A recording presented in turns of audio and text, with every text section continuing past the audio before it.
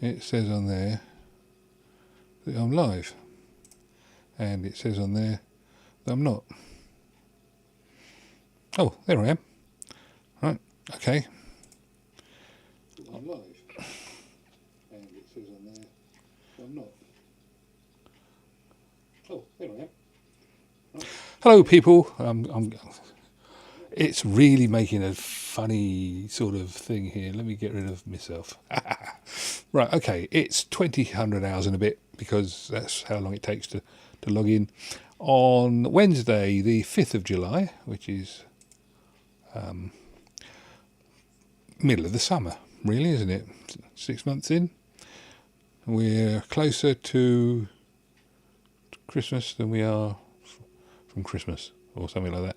I don't know. Anyway, 3 watching now, and one of which is me. And I said hello, Stephen. And that's it, really. Right, Stephen. Any news from your side? I did get it right, didn't I? Oh, it's so stressful doing this live stuff. Oh, I've been playing about a lot of stuff, actually. You may have seen I put up a couple of videos this week, which were see that getting encroached upon by the microphone. Yeah, I put up a couple of videos this week, which was the audios from the records. I've got some Andrew Hyde says hello. Hi, Andrew. And Stephen says, got some more tapes to have a listen to, including a Kenwood CD 90. Oh, right. That sounds like it should be fun. It's worth having a fiddle with the. I sent you the tape, the test chart, didn't I? Thing.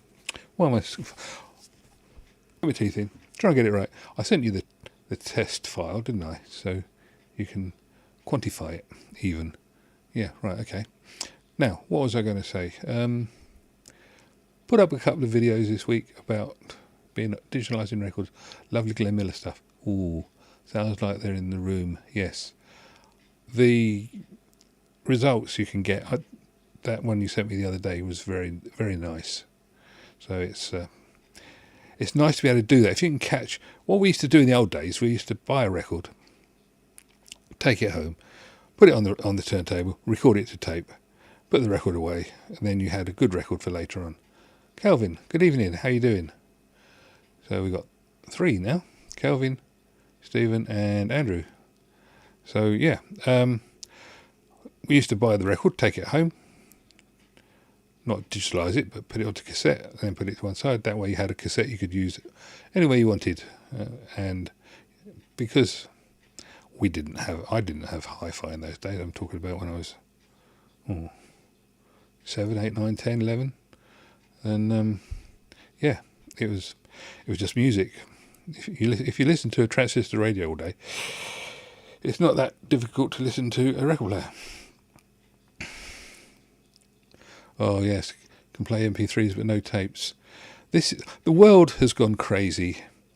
I remember going out and buying a decent tape player for the car, and if you went on a trip without a couple of tapes, it wasn't worth it. Couldn't get one with CD though. I tried to get one with CD, couldn't do that. Andrew Hyde, BASF video, very interested, especially after seeing the cassette comeback video on the subject. I didn't agree with him either. Good, I'm glad you said that, because I really get a bit annoyed about that. That's why have you seen there's another video I've put up today. There was the thing about let me just see if I can find it so I'm not quoting incorrectly. There was the thing about the age of the tape that I used, and I was a little bit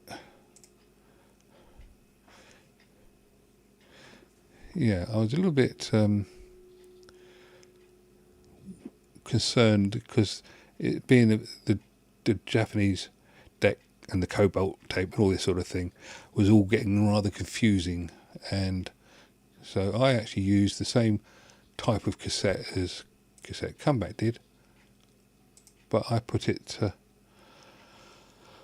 I did acknowledge that it was a later tape, because if you actually listen to it, I say that, and the reference is the fact that because it's a cobalt tape, doped, double layer or whatever you want to call it, it does actually take higher levels than just the pure chrome, which is why I put up another one today, which I will quite happily plug here, and it's an earlier tape.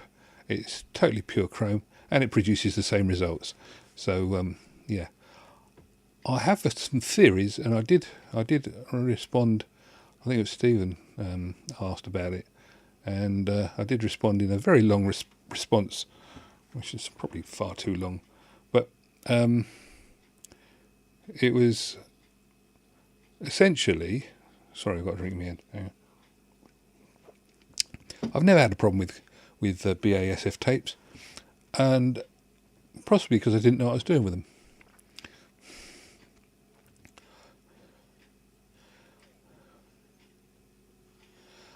Yes, right. So, for the people who are not watching the pictures, Andrew said, yeah, BASF video, very interesting, done that one. Steve says that we did have the result. He did have that result when he was a kid, basically, and was put off BASF ever since. Andrew Hyde said, "You've seen your second video?" Yes, seen your second video too. Good. So you know what I'm talking about there. I'm not talking out my backside. I actually did do the tests. Kelvin says, "I was put off BASF as a teen, but it wasn't the tape quality, but the SM secure mechanism, or originally called special mechanics. Basic deck not maintained and abused was used." Yeah, and I think we were all guilty in the old days, us oldies and you newbies listening to us oldies. We were all guilty of doing things that we shouldn't have done with tapes, and I did, in my response to the query, I was talking about opinions, and the trouble is with opinions, once somebody's got an opinion, it's very hard to change it, even if it's wrong. You've only got to look around the world and see people who've got opinions, and because somebody else doesn't agree with it, they shoot them, or they imprison them, or they treat them badly in other ways, and it's all down to opinions, and it's nothing to do with facts. So BASF was always my go-to tape, but I had a decent Phillips deck, so would be calibrated for pure chrome. This is a thing that I find. Now, you guys are not your average punter, and I know Kelvin's definitely not an average punter as far as tapes are concerned. So maybe you can try and explain to me how this could be that there would be a problem. I said in my tape, video that I put up about the tape the other day, the tape is specified to IEC 2, Type 2. The cassette decks are calibrated to IEC Type 2 specifications. Therefore, when the tape is hit by a signal that is to IEC Type 2 specifications, it will behave. If it's behaving itself, what's the problem? Now, I think, and I've been doing a lot of fiddling about today. It's been one of those days, actually, when I should have been doing other things, but I was preparing for this. So it's all your fault. All of you, it's all your fault, because I'll show you what I've been doing. It was something I suggested in the comments, and I thought, well, I better go and try and make sure it works. So bear with as I hit the button on here. Hang on, we've got hydrohyde. My go-to tape, 1986 to 2000, was that's Tyoden Type 2 cassettes. Very good. My ones during that period of time were SKCs, and that was because I had a shop that sold them, and they were excellent. But yeah, all the good brands were good. Let me just show you this.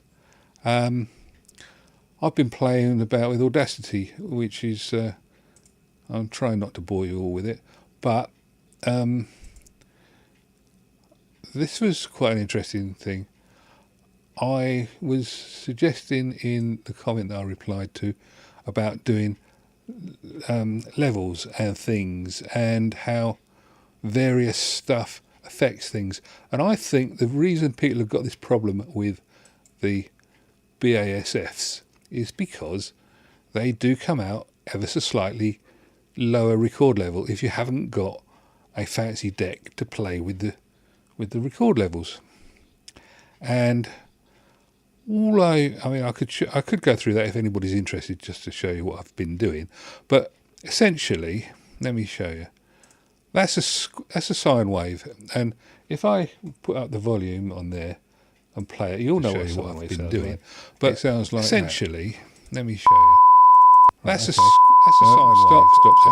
If everybody's heard that and play it, you'll know what I've been doing. Actually, but it sounds like essentially. Bear with.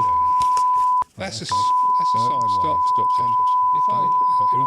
If everybody's heard that and play it, you'll know what I've been doing. Actually, but it sounds like essentially. Bear with. That's a sine wave. Stop.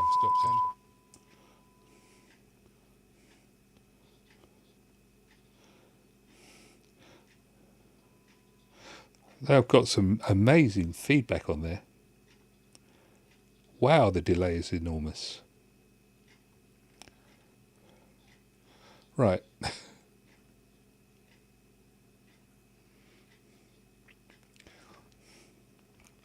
Yes, it is. Sorry about that, chaps. Anyway, what I wanted to do was just, if I play that. Oh, I didn't know that it did that.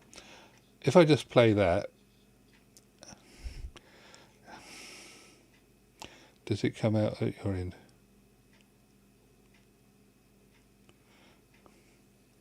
It didn't do that. Right, okay. So if I do that, does it come out at your end? Right, that's what you're getting. It didn't do that. Right, okay. I shall turn that down again so I don't get the multi-feedbacks. And I just want to do this.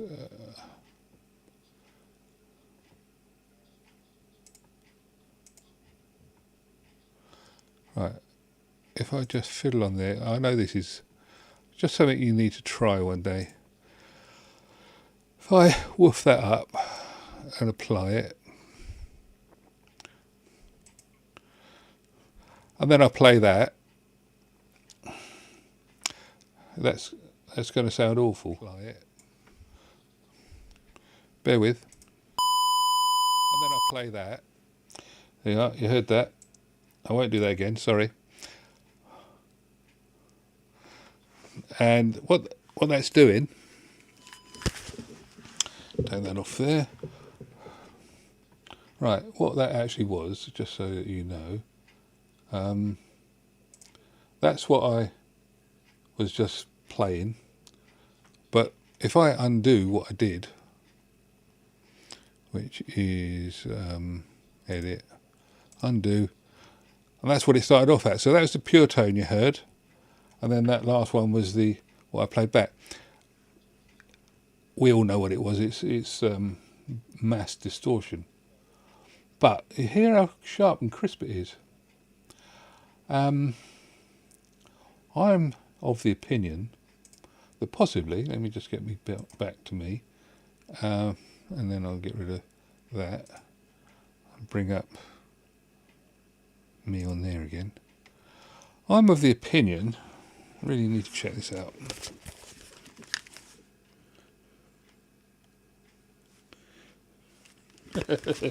Right, let's bring you guys up to speed with what's been said.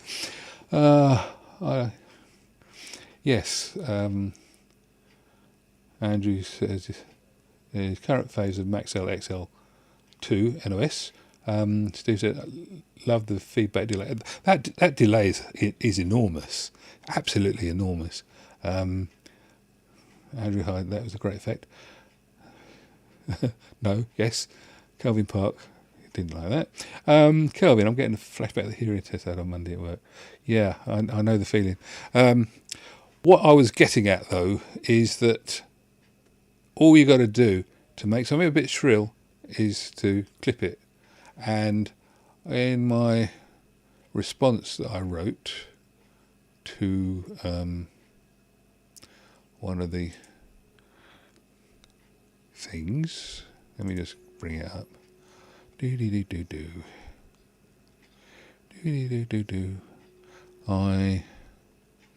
Right. And it was Stephen I wrote it to, well, in essence. What I actually wrote was, no, that's wrong, hit the wrong button. Read more, that's what I wanted. Yeah, it's a big thing. It's worth having a look at, but basically I'm talking about, because I'm multi-talented, or a big head, or whatever you want to call it. I've actually been involved in so many different aspects of technology over the years, including including ham radio and stuff, broadcast television, etc. That it's actually, I've got an answer for most things, and if I don't know the answer, I can very often point you in the right direction, but I will always tell you I don't really know the answer. Just so you know. But the answer that I'm referring to, if you go onto the Muddy video, it's that one there, and there it is.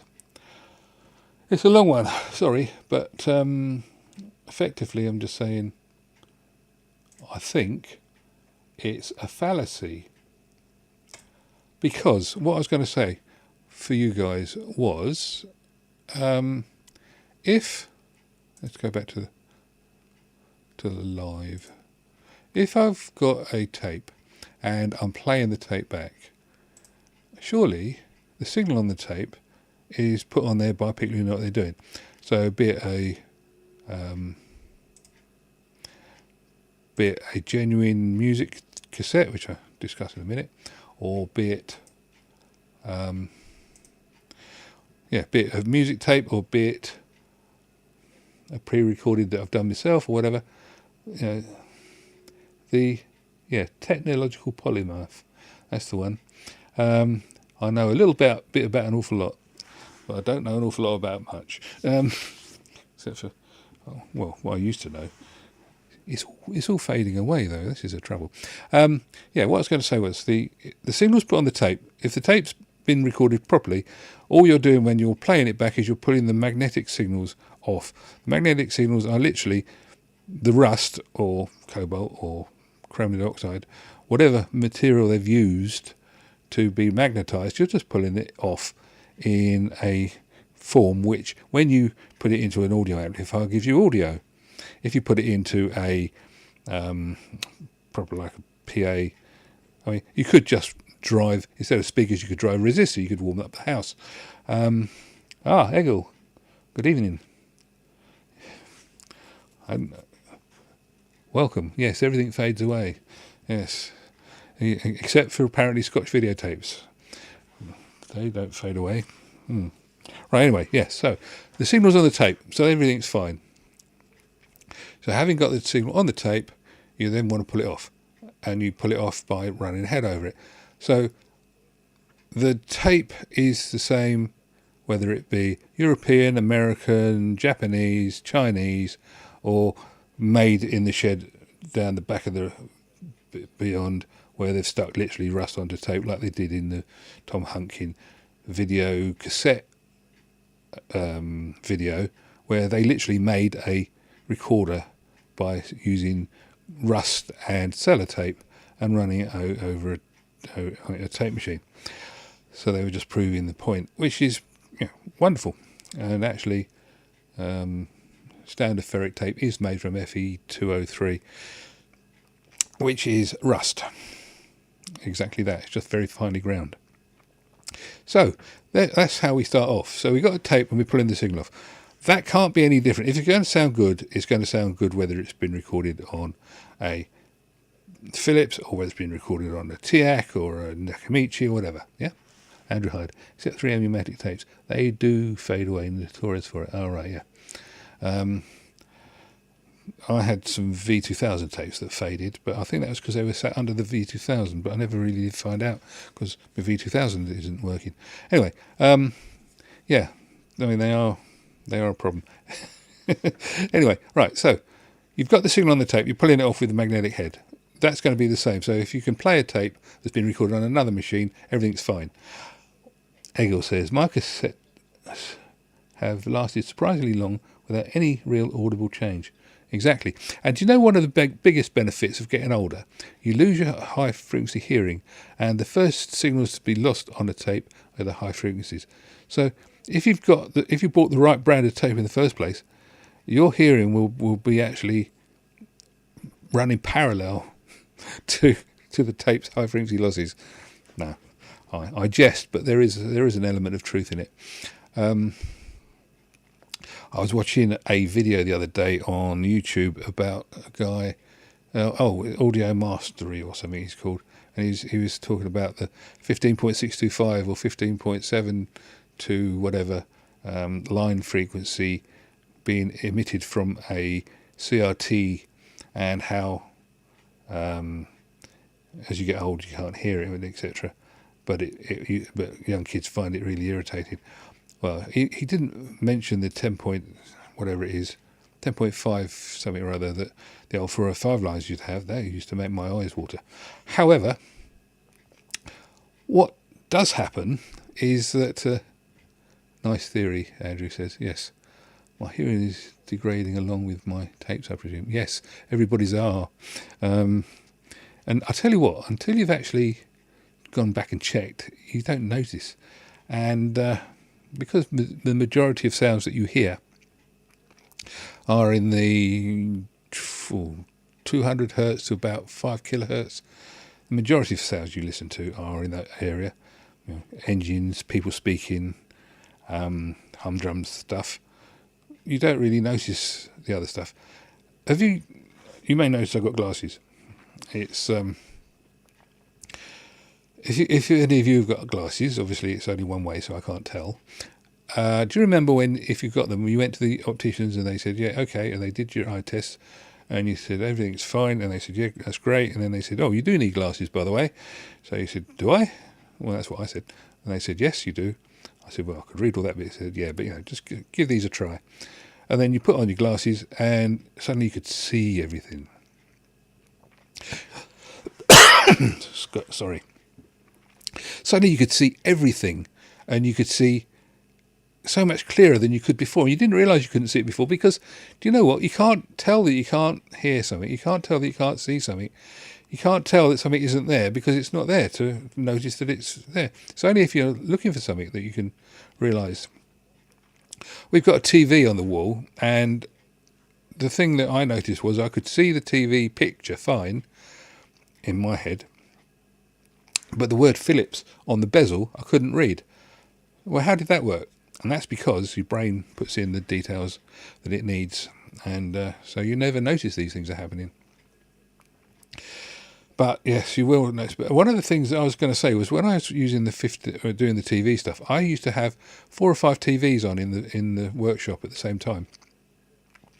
Because you have to soak test these things, and they were all made with discrete components. So things had dry joints and stuff, and if it took 3 weeks to go wrong, you had to have it running for 3 weeks. Distorted guitars and synths have done their part in my tinnitus. Oh, you've got tinnitus. I've got that as well. Didn't have it until Christmas.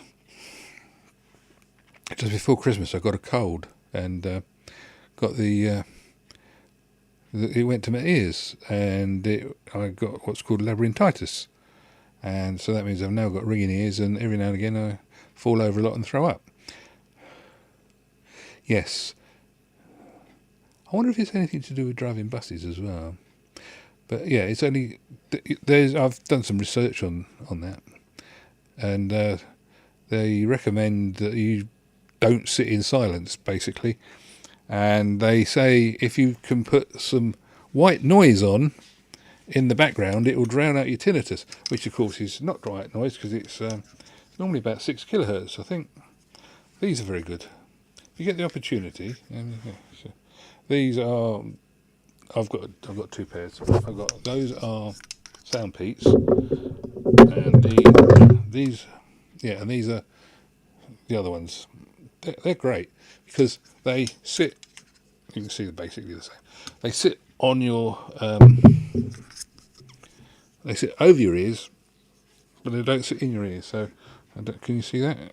They're sitting there, and I can still hear everything around, but it squirts sound into your ears.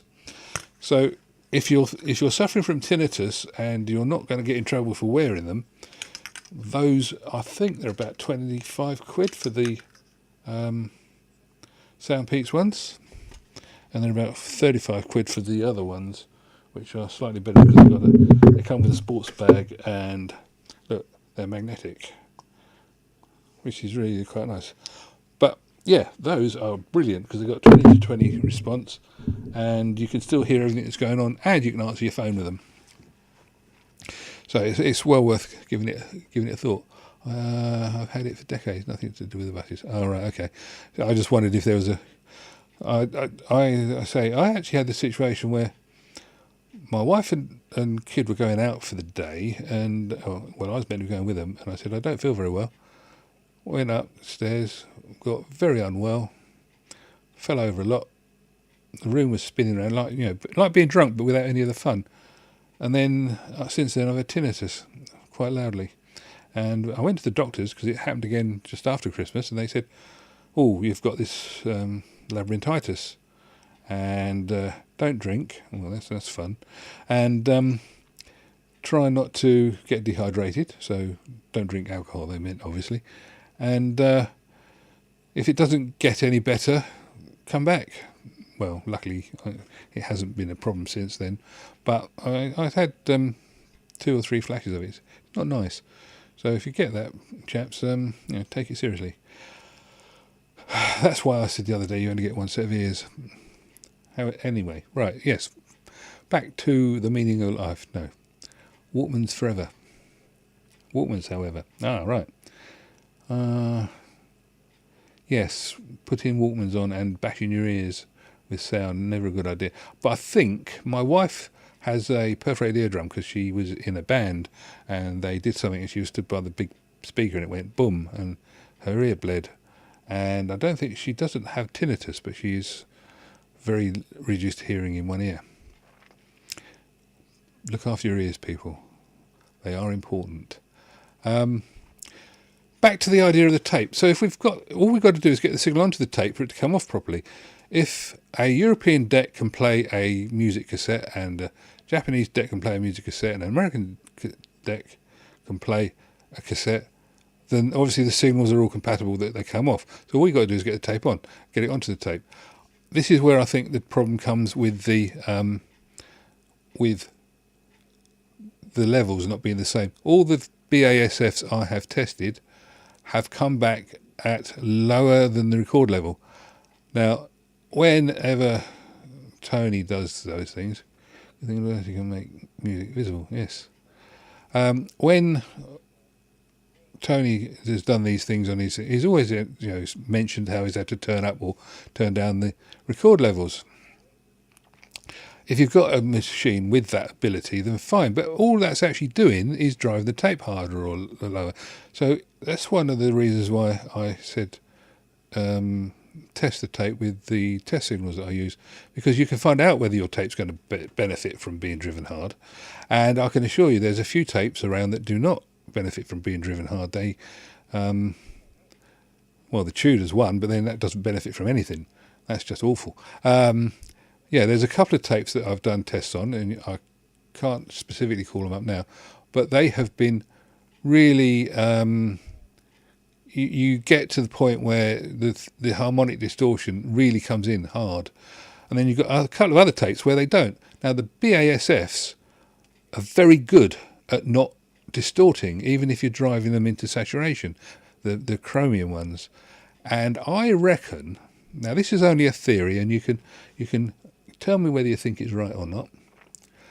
I reckon, you know how I showed you just now that tone, and I then clipped it and it went shrill. I reckon that what people are doing when they say that the BASFs are muddy, they've got two problems. First of all, they're playing back 3 dB lower. Andrew Hyde said, that is biasing though. I remember reel-to-reel decks being lined up with BASF 911 or Ambex. Yeah, this is where I was going to go with this, you see, because Steve says, I use the test to find the optimum level for recording quickly. Exactly. If you've got a box of 5 tapes, you've only got to test one to find out what its settings should be, and then you can go for it. If you find that you've got to record it a little bit lower level to get lack of distortion, then record it at the lower level. If you've got a deck that you can twiddle the knobs, then great. But the majority of people haven't got decks that you can twiddle the knobs.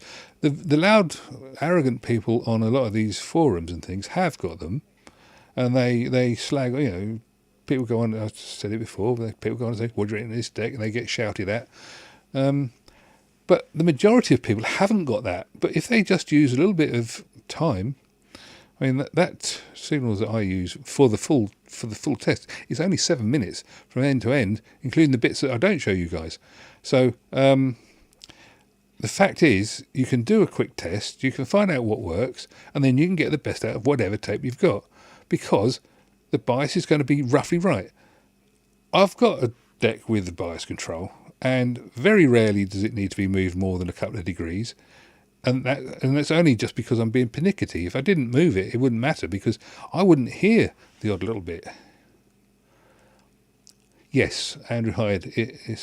Andrew says it's easier to set on a 3-head machine with bias adjust. Yeah, I haven't got one of those. And nobody I know has got a 3-head cassette deck nowadays. In fact, nobody I knew, even in the days when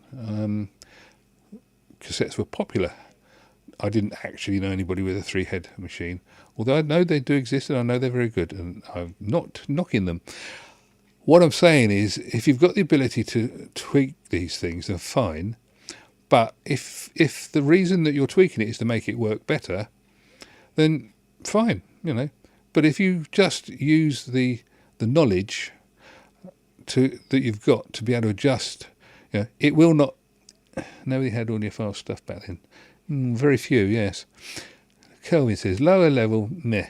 I've been talking to the child. Just turn the bloody amp volume up. It's not rocket science. Full on ramp mode. Yeah. Just turn the bloody... I'm not exactly sure what that translates into, Kelvin, but give it a go. That was what I was going to say about these Audacity traces. What I did here was I took a trace. This is the Baroque music, and I whacked it right up so that it's all distorting, it's all clipping, and it sounds so much brighter than the original, in the same way as the BASFs sound brighter, don't sound so bright as the Sonys and that. But the Sonys and that all clip very hard. You can see that on my tests. I don't fiddle my tests. They come out the way they come out.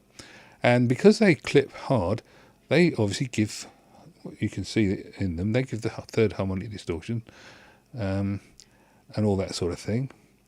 So if you've got harmonic distortion, you've got sharpness, and so they're going to sound brighter.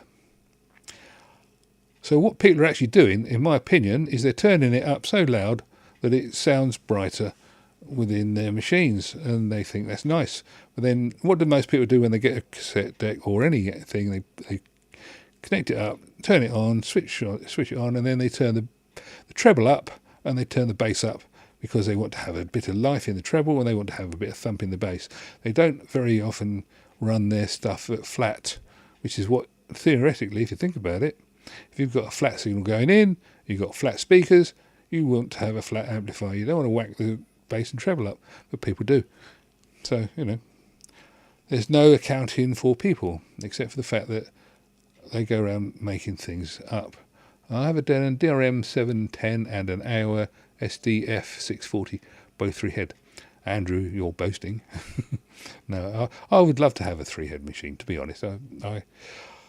I can't afford it. I haven't got the space, and it's a problem in terms of that. But I'm only listening to stuff. I've got some pictures to show you guys in a little bit. Egil says, I had Philips and Sanya decks, and they were nice back in the 80s. Yes, I would think they were. My TIAC 777 is rather nice, but it's got a problem with it. I must sort it out. I did the same with bass treble, but have been reducing that and prefer flat now. Yes, it's something you've got to get used to, because you think you should hear it like that. And this is what I was saying about the recorders. People think they've got to record so that it's banging in the red. And by doing that, of course, they will cause clipping. By getting clipping, you heard it on that tone. If you clip it, it sounds shrill. If it sounds shrill, that's another word for saying sharp or not flat, not soft, not muddy. And that's what people are doing. The BASFs, you know the debate about valves. You know, people say they like the sound of valves because they don't. They produce even harmonics rather than odd harmonics, which means that they sound mellow and tuneful. Well, that's what the BASF tapes do in comparison to the others. But anyway, there we go. Right, Andrew Hyde says, the AOA 2-head deck has the AOA data system. What are your thoughts on auto calibration? I think if you've got a deck, I've done a couple of videos on these. The auto calibration systems are basically, they record a tone, and if it's a 2-head deck, they then rewind it and play it back, and they then say, right, if it's that result, we need to do that adjustment. And on some of them they do a shuffle, and on some of them they just do one adjustment, which is fine, no problem with that. And with the manual adjustments, then obviously that's what you do. But if you've got a 3-head deck, you can do as you said, you can adjust it as you go, which is great. But how much knob twiddling do you actually have to do to get these things to come in? And if you go on to the wiki page on tapes and regions and things, and they've got quite an elaborate history on what the difference is between type 2, type 1, type whatever, type 3, type 4, and how it's all down to they started introducing the standards because companies wanted to get things better, which is understandable. But it's no good if you produce the best tape in the world, but nobody's machine will calibrate to it because it's different to everybody else's. So what they had to do was they had to set standards which then the manufacturers had to try and meet. And the reason that you have all these adjustments, and they're only fine adjustments, don't forget, inside the deck you've got a knob or a pot that you can adjust, and it will make a hell of a difference. The ones on the outside are only trimming. It's fine tuning. It's much the same, you know, in the old days you used to have clunk, clunk, clunk type TV channel changes. So you turn the knob and it goes clunk, clunk, clunk. Then when you got to the right channel, you'd then have on the outer ring, you just move the outer ring slightly, and that would give you the ability to fine tune your TV. So it was really a case of, and you've all seen all these memes about kids being the remotes, whether it was true, because you'd sit and watch it, and after about an hour and a half, you'd notice that the picture had gone a bit sharp or a bit soft, and so you'd have to get up and go and adjust the fine tuning again, because all the valves were heating up and everything was getting hot, and so things were changing their values, and that's what you had to do. You had to fine tune it. Well, these cassette decks are fine tuning because you've got the clunk, clunk, clunk, if you like, is the type 1, type 2, type 3, type 4 presets, and then you've got the little knobs on the ones that bothered, which are there to just give you the ability to just pull it in some tapes. Now, I'm not talking about tapes drifting out, and I'm not talking about tapes aging. I'm talking about tapes that have made properly to the spec and have stayed there.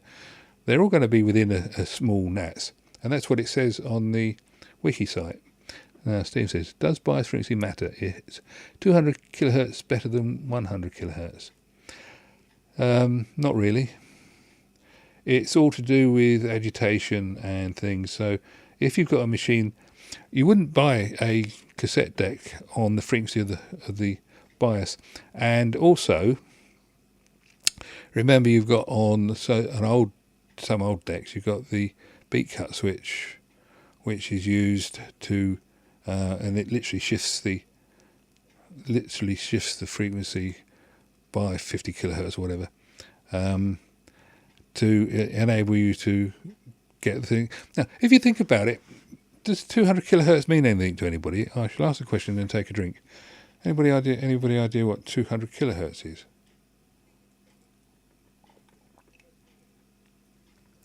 No, not Dolby, not multiplex.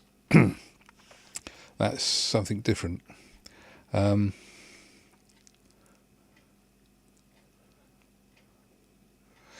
it won't make any real difference, Stephen, because all you're doing is agitating the particles, and so there might be an argument for it, but they try and this is where you might get a different frequency for a different market, because do you know that the AM band in the USA and the AM band in Europe, although they're the same frequencies from near enough from top to bottom, the channel spacing is different. So an American deck, or a deck intended to go to America, would have a different set of frequencies that will beat with it than a European deck, because we have 9 kilohertz channel spacing and they have 10 kilohertz. That's right.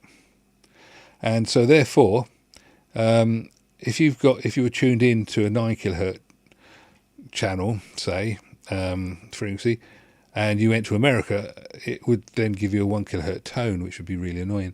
So that's how it works. And also, when you're playing with the beat cut switch, which is on old decks and not new ones, you get different. Go up and down the band. You have to switch it depending on which side you're approaching the channel from. Kelvin says the people designing the decks in the heyday knew what they were doing. Bias frequencies were set for a reason. Furthermore, there is one deck I know that has no internal adjustment and level. Yeah, there was a guy contacted me about a Sony. I can't remember. It was a player or a Walkman type thing, and there was absolutely no head adjustment on it. It wasn't a cheap one either, but there was no head adjustment. It was just there. There was no azimuth, no pitch, no nothing. It just sat on the lugs and that was it. What about this here Dolby Atmos? I know nothing about Dolby Atmos. I know it's good. I think my son has it. I'm not sure. I know TechMode has it, but I've not been involved with it. I stopped being involved with Dolby sound processings with Dolby 5.1, 7.1 and all that sort of thing. There comes a point where you have to say, A, I can't afford it, and B, I can't get my head around it. And it's not good enough, in my opinion. And you know what I said about opinions, they're only worth whatever you make of them. I haven't heard it to be that good to make it worth me worrying about it. Kelvin, sorry, I'm taking it from the user point of view. The pots are knobs on the front.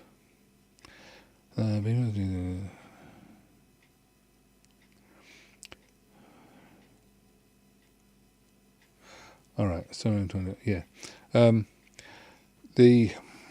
From my point of view as a user of surround sound, I've never been. I live in a terrace house.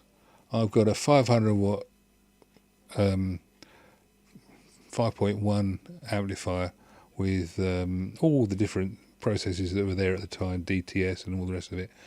And I've turned it up once because we had neighbours that were not particularly nice. Has anybody experimented with Dolby S noise reduction? I think Kelvin has. Yes, I thought he might. The thing about Dolby S is it's very good apparently. 20 dB is what I believe it gives you. But I don't know anything more about it than that. Maybe Kelvin can answer a question if you'd like to ask it, Andrew.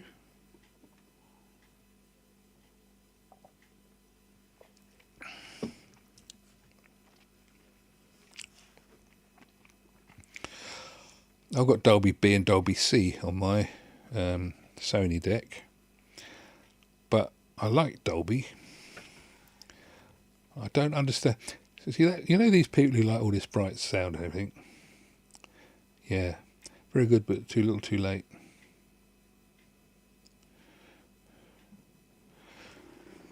The thing about Dolby, there's a lot of people they've stopped doing it so much now, but on the vintage cassette site, a lot of people were saying, "Oh, I play back Dolby tapes, but with the Dolby turned off because I want to hear. I don't like the muffled sound that they get." Yeah, muddy again. That's a 10 dB boost to the high frequencies. Oh, right. Steve says Dolby S recordings can be played back on Dolby B. Can be played back on Dolby B cassette decks. Andrew says no, and Stephen says I think there is a problem with that, actually, Stephen. It's similar but not the same, and I would not. I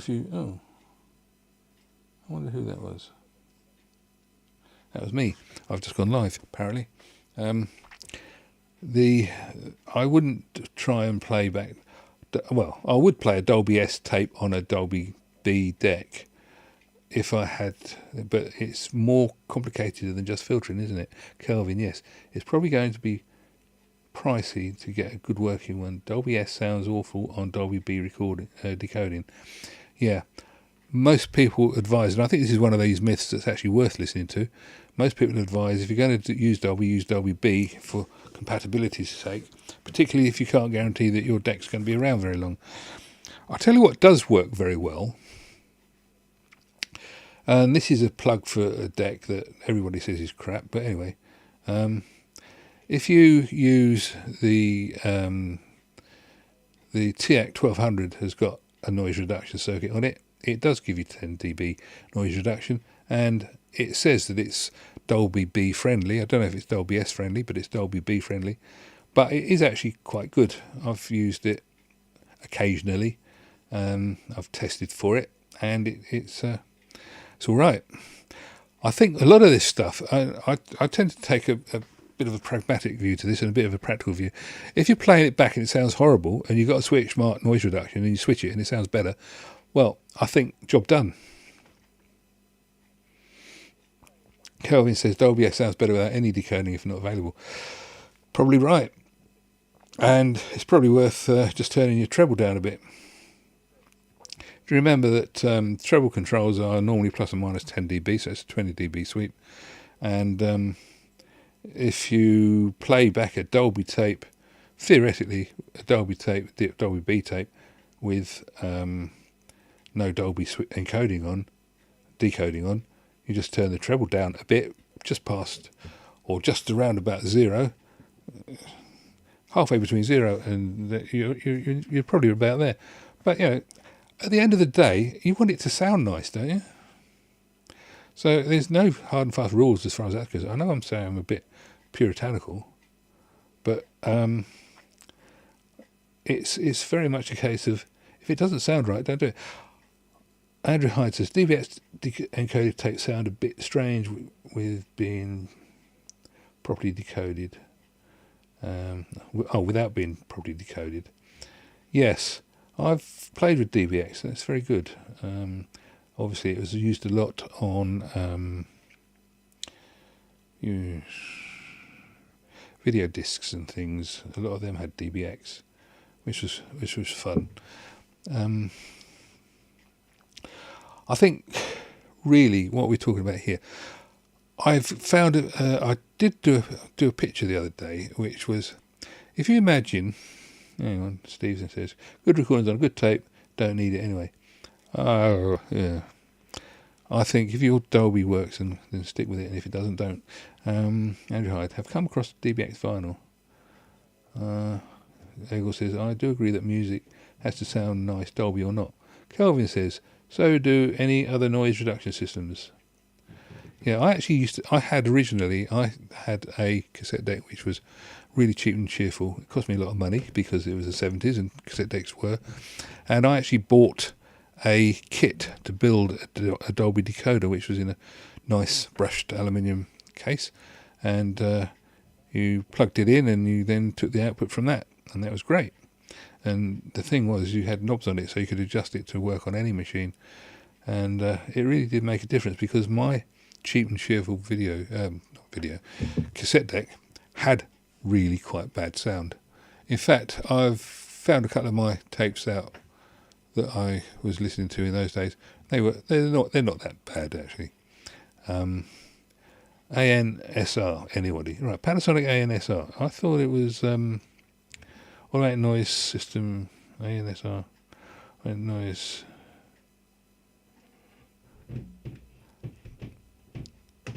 We're still talking noise reduction systems, are we? Or because these acronyms are used to a lot of things like there's a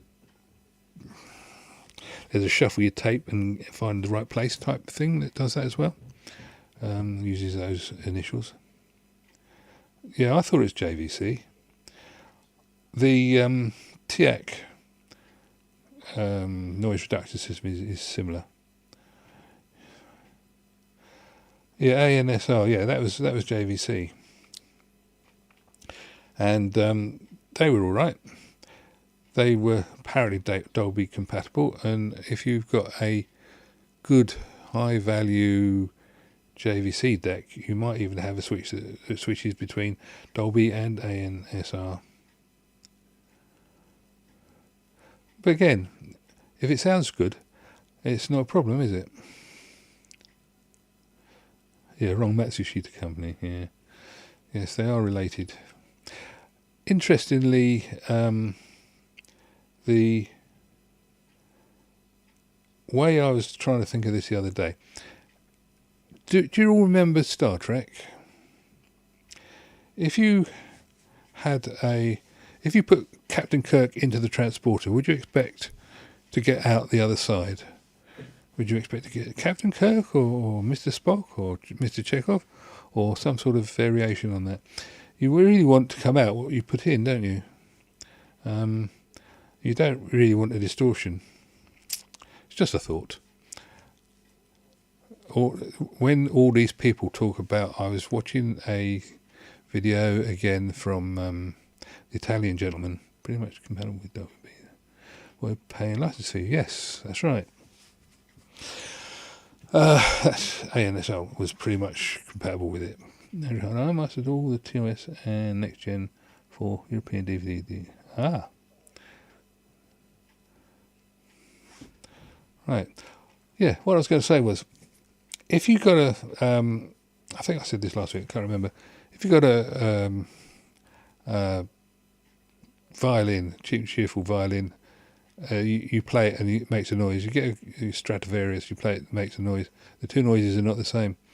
And if you've got hi-fi, you want to be able to play back the sound that's put into it, not the sound that comes out of it necessarily.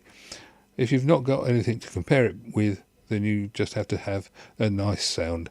Tony did actually mention that in his thing, that at the end of the day, because he's got this Arcan thing, and he was saying, at the end of the day, you don't have the original to compare it to, so you have to go by what it sounds like when it comes out. And that was one of the few bits of his video. I mean, I agreed with what he was saying about the price of tapes. I agreed with what he was saying about the way the hobby's going. I agreed with everything except for the muddy BASFs, because I've never found that. But as he was saying, at the end of the day, the sound that you play has to be something that you like, because you don't have the original. If you've got the original, why are you playing a tape? It's as simple as that. Let me show you guys a picture. I've got a problem that you might be able to give me advice on. Let me show you a picture. Bring that down there. No, it wasn't right. Yes, it was. Right, if I bring back that and put that on, fade, boom. Right, I have in my living room, apart from the load of records that I spoke about last week, which I put some 78s onto the channel, and I know you've enjoyed them to an extent, and Stephen pointed out the rumble. I think it was you, Stephen. Anyway, I've got this problem now. Let me see. Let's hope this is the right one and not... Yes, this is the right one and not anything it shouldn't be. That is a box of cassettes, and you can see there's Jennifer Rush and Pocahontas and things. And can you see how many layers of tapes there are in there? There's 3 layers deep that you can see, and that's about halfway through the box. I will show you what I mean. If I click on this one, these are wine bottle boxes. So basically you've got 1, 2, 3, 4 layers of tapes, and they are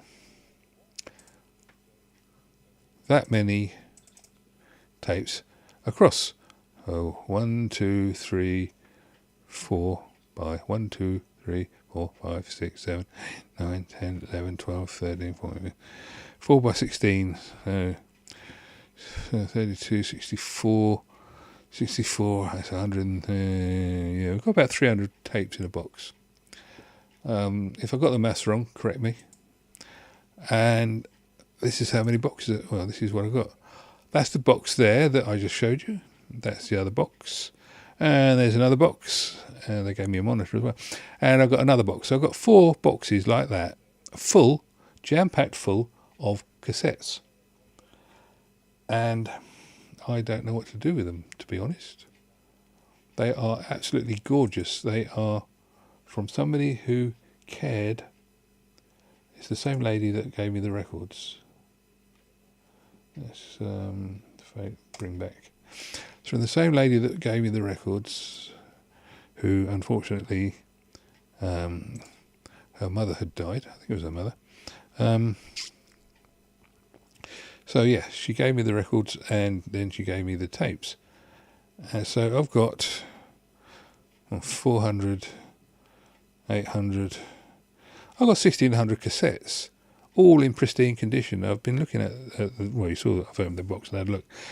All the precious pads are there, the boxes are intact, they're in lovely condition. Yeah.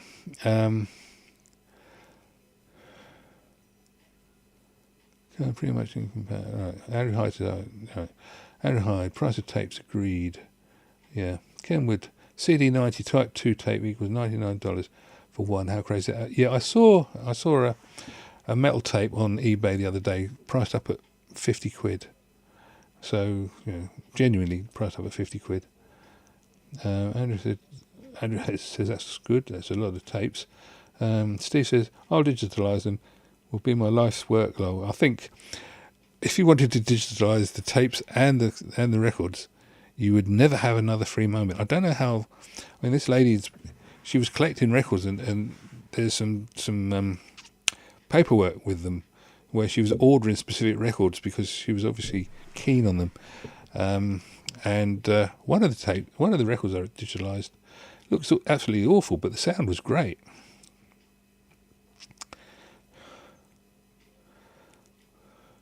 Yeah, I think that's.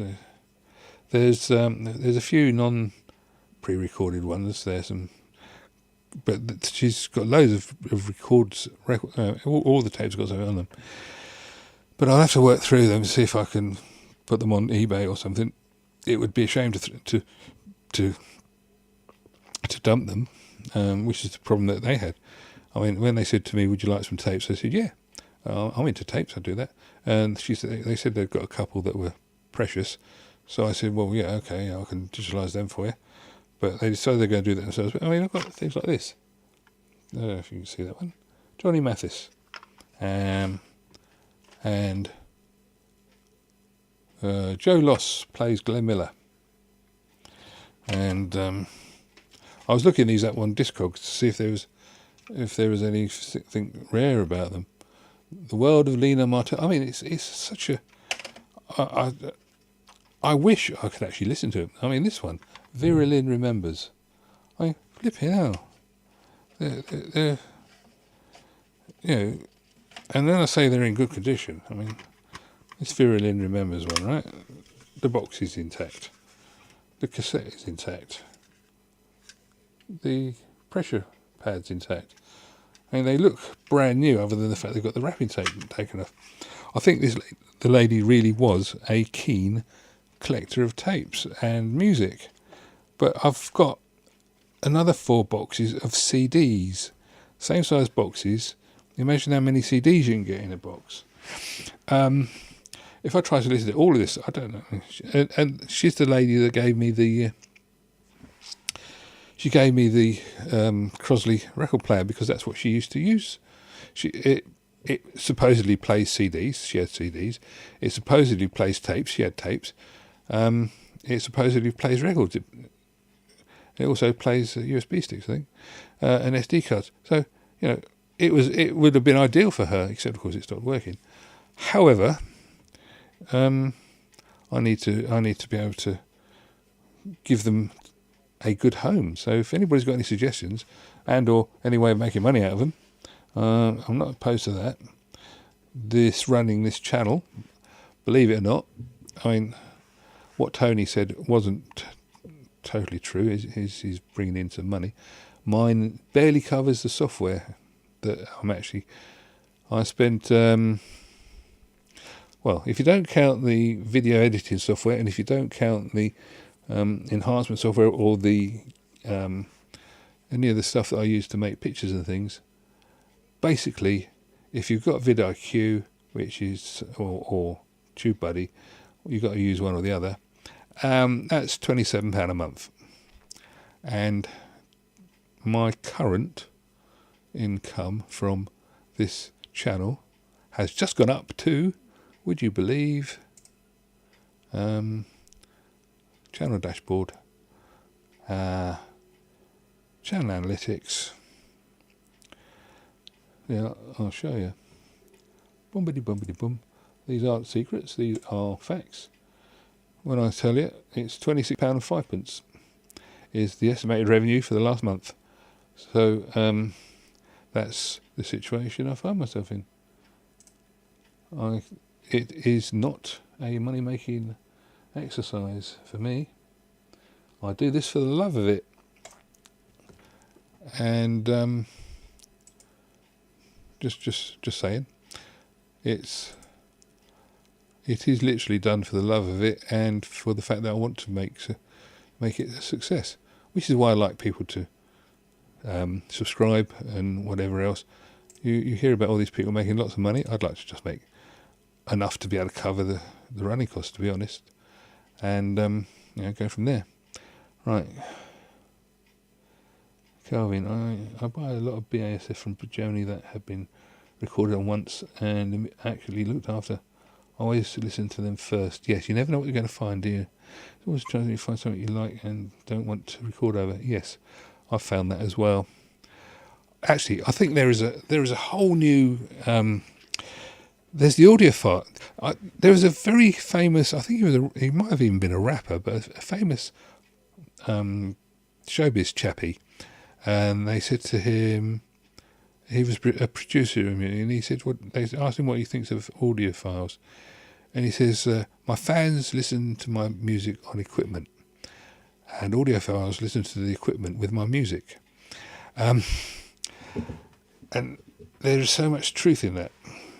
But I like to listen to what's on it rather than what it's through. But I always have had that problem that I've said to you before, looking in the back of televisions and things. It takes me a long time if I buy a new piece of equipment before I can listen to what's coming out of it rather than it. But then that's because I've been in engineering all my life, and it's just one of those things. If that's the way the brain works, you can't do anything about it. But yes, it's interesting. Right, has everybody ticked the like button? I've only got 5 on there at the moment. Ooh, ow.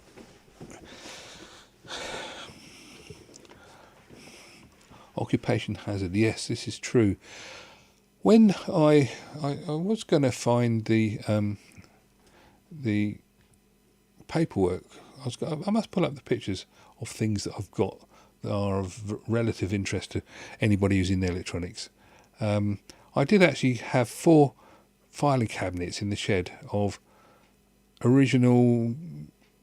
I was actually a Panasonic repair dealer, so if anybody needed anything repairing in this area, and they said, "Oh, you've got to take it to a registered dealer," it would have been me. I used to repair for about 4 different shops, and it was all quite. It was good fun going on the courses and whatever else, learning all the stuff. I also had a Toshiba agency, so I was good for the Toshiba, and one of the nice things, if you ever, I don't know whether it's the same now, but a lot of occupations, they're all at each other's throats. One of the nice things about electronics used to be that we weren't at each other's throats. We used to actually help each other out. So you'd know somebody in one of the other dealerships or something. So although the sales staff would be supposedly at each other's throats, the workshops, if you phoned up Philips and said, "I've got a problem," and they'd say, "Well, take it to, you're not one of our dealers, but so we've tried helping you, but if you're really stuck, take it to the service centre and they'd tell you it was the guy down the road." And so we always had good relationships with all the different workshops. As I say, not the front of the shops, but the workshops. You just phone them up and have a quick natter and see if they knew what the problem was. And if if nothing else, then you then start looking at the magazines and things. Practical television, that sort of thing. See if there was stock faults on that video recorder or that TV. And they also did audio stuff occasionally in that as well. So it was all good fun. Really nice occupation to be in, as long as you didn't touch the wrong wire. Don't touch the wrong wire. Steve said it's the same with car dealer mechanics. Yeah, I mean, we're all in the same. Everybody's in the same boat, really, aren't they? To actually find somebody that you can talk to about what you're dealing with and makes life easier for everybody. It's good. Right. That was my daughter sending messages. Right. Okay. So yeah, that was that one. Now, so I've shown you the pictures. Have we seen interesting thing that Tecmo's video this week was interesting about the BBC broadcast tape. So it's I find that sort of history stuff quite good. Let's see. Kelvin says I'm good with Canberra, Tomato, Jaguar, Chinook, and currently Stadler. Make of that. So that's the Canberra's an aeroplane. The Tornado's an aeroplane. Jaguar, is that car? Or is that another aeroplane? You've got the Chinook, which is a helicopter, and the Stadler, which is the only Stadler I know of is a pencil. or is it the wrong Stadler? Right, yeah. Tecmo did a thing about the broadcast tape, which was quite interesting. I just watched Westlife's video this week on the 45s and the 33s, which was quite interesting. That's Stadler. Oh, right, okay. Yeah, so Westlife's done one on the 45s and 33s, mostly in America, I'd guess. I haven't seen many 33 RPM 7-inch stuff over here except for publicity records. But that flipping hole they got in the American 45s is a real pain in the backside, isn't it? I remember as a kid being shown some records out of a jukebox, and they had these big holes in the middle. What's that all about? And you used to have to buy, if you wanted to, they used to sell a punch, so you could punch the hole out of a record to put it into a jukebox, which of course they don't have the problem in the States. Right, so Steve says he's got one, a book club record. Yeah, it's weird how they've got themselves into a format battle over there, but we never, although we've got the records from all the different companies, because we were a different country, being the UK, we didn't get involved in that format war with the holes. We just stuck with the little one in the middle. And yet we've got the titles from all of the American singles on our singles, although of course a lot of our singles have got the ability to push out the thing in the middle. You don't have to necessarily use a punch. Stephen doesn't have a single mono record though. He's got any quadraphonics. They're meant to be quite interesting. And yeah, strange. There was something else I was going to mention. The brain has gone. It's one of those things. Done all that. We covered that. Right, anything anybody would like to talk about rather than me just whittling on here? Stephen says he might have one quad. I heard quadraphonics back in the 60s and it was gorgeous, but obviously it's been overtaken by Dolby Stereo, Dolby 5.1. Interesting thing though, quadraphonic quadrupedia. Haha, yes.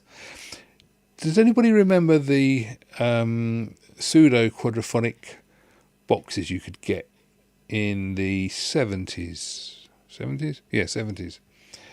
It was, I forget what company made them. They were about that big, so about the size of a chunky, well, about that big. They were about that big, and they had speaker jacks on them, and they had 2 or 3 knobs, and they used, what they actually did was you plugged in your speakers into them, and you plugged in rear speakers, and it put the rear speakers across your front speakers. So the positive of your front left and the positive of your front right would be connected via the box through a couple of pots to the rear speakers. Now the rear speakers, Stephen wasn't around then. Well, some of us were.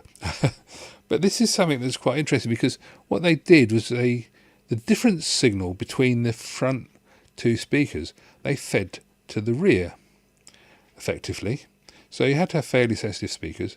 My dad had one of these things, and it was a couple of... My dad had a GC Music Centre with 4... That's it. Same sort of thing, Andrew. And this thing, it worked quite well, but it didn't work on FM radio. And we couldn't... We sort of sat and thought about it and figured it was probably due to the fact that it was multiplexed. Sorry. It was multiplexed, so there wasn't really a phase, because you could have a very positive signal coming out of one side, and you could have a very negative signal coming out of the other. And that would give you a fairly loud drive. But with the FM radio, it was almost silent. I mean, there was something, obviously there was something, but not very much. It was just one of those things.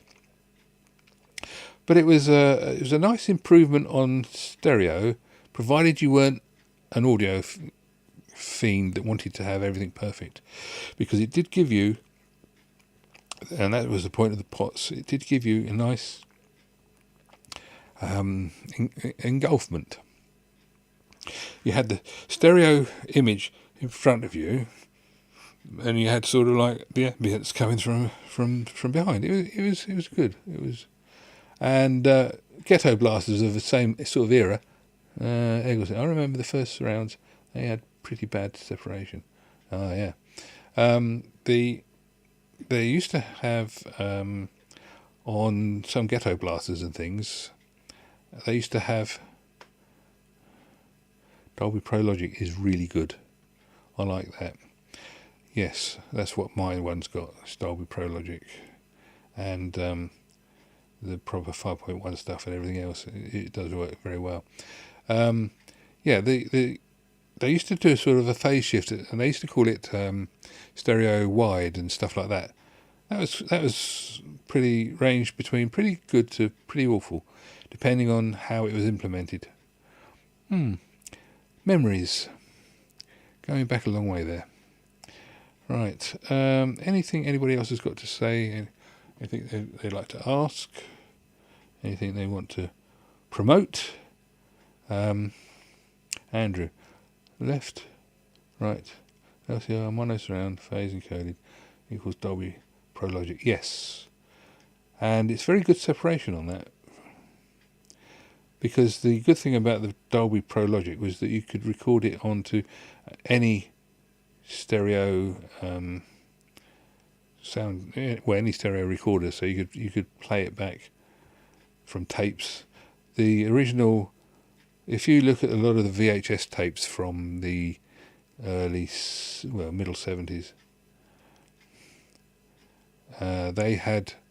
they used to, originally when they first came out with the hi-fi, before that there was a whole series of stereo televisions and VCRs that had linear stereo VCRs, and they had the Pro Logic on them, and it was pretty good. It was okay. I mean, we're talking obviously slow tape, but it was pretty good really for what it was. But much better when they came out with the original stereo hi-fi on the video recorders, and then they came out with the proper data stuff, and that really did work well on the DVDs and things, and on the laser discs. Anybody here ever played with laser discs? Whopping great big silver things. I loaned mine to somebody and I never got it back, which was really irritating. I'd only rented the player, but I loaned some bit with the discs, and then due to life experiences and whatever, never got them back. Which is, I had the original ABBA, and I had an ELO concert in some amphitheatre, and I wouldn't be able to play them now anyway, but I did want them back because I did actually for a short period have a Pioneer Laservision before they went over to all the rest of it. Went to America to try and buy Laservision, ended up not buying anything but bought a DVD when we got home. That was fun. Andrew Hyde says Dolby E is the data stream that could be carried on 2 channels and used to carry up to 7.1 professional format. Right. That's pretty good. The old the way they've done that. I mean, audiophiles, of course, will moan about it, but I think that when you hear proper Dolby sound, video sound and whatever, and when you hear Pro Logic, and when you hear DTS and what's the other one, you've got to be impressed. But the problem I had, my cousin still talks about when I showed him my proper surround sound system, and he still remembers it now all these years later. But unfortunately, as I say, AC3 codec. It's one of those things where time marches on. I still haven't fixed up my video recorder yet, but I'm going to do that now. But I'm going to do some research on getting rid of these tapes, CDs and records, because my wife is now not unreasonably saying she'd like her living room back. And if you imagine 4 boxes of CDs of the size I've shown you, 4 boxes of cassettes, the size I've shown you, and 4 boxes of records, the size I've shown you, that's our living room taken up. That's an awful lot of music, but that's our living room taken up. So she'd like a sofa back. And I must admit, I'm slightly inclined to think that she ought to have a sofa back. So if you've got any sensible suggestions as to what to do, or if you... I think you're right, Andrew. She has got a point. If you've got any sensible suggestions as to what I could do with these CDs or whatever, please let me know. Please put forward any suggestions. If anybody watching this, I'm talking to these guys because they're here now. But if you're on the replay or if you're listening to the podcast, please, if you've got any proper suggestions as to what to do with them, then let me know, because I want to give them a good home. I don't want them going to landfill. They are far too good for that. But it's got to be practical in terms of time and whatever else. Postage is involved and whatever. Then it's it's got to be a certain amount of things. Calvin says, I ran out of space to hide my stuff from the wife. The loft is full of gear and tapes. Yeah, you've got to be careful with lofts as well, haven't you? Because they have a habit of creaking and dropping stuff down. We actually had it wasn't our loft, but we had a leak in our airing cupboard, and we've now got a hole in this kitchen ceiling which has been badly patched up. Well, it's been patched up by a builder, so I'll leave you to decide. But it rotted out all the flipping timbers, and we had to have the timbers replaced. And that was done by a bad plumber. We had a plumber in. He changed the tank because we had a leak in the tank, which was only there for a day. We got that changed, but he put it back with a different leak in a different place, which was just enough for the water to seep into the wood. And about 4 months later, it all started falling apart. The fiberboard and stuff that they make floorboards out of nowadays are not fiberboard, but you know the stuff I mean. It's sort of glued wood chips. And it all went nasty. So we had to get the builders in to do that. It cost a bloody fortune. Anyway, that was that. If anybody's interested, the dreaded air conditioning is working very well. It was well worth getting that replacement, and my daughter's really happy about it as well. There is a video on my channel about using split air conditioners, and they are a very cheap way of keeping your house warm, stroke cold. We've not had any problems. And I think I'm going to go now. It's 9:30, so unless you've got anything else, then let's give it a go, and we'll see you next week.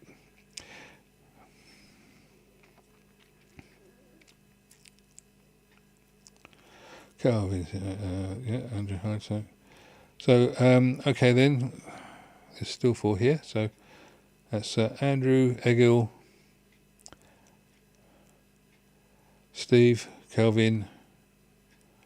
That's everybody who is live. Just checking that I haven't missed anything. I will say thank you very much for being here again, Calvin. My gear is in the shelves and quite sealed from the elements. Yeah, it's always a good idea to cover this stuff with plastic, just in case. Anyway, thank you, Egil. I'll see you guys next week, hopefully. Same time, same channel, and possibly with a smoother start as we got this week. Well, you've got to admit, it's been an improvement on what the previous ones have been. Right time, right place, and almost the right everything else. Thanks a lot, chaps, and I shall see you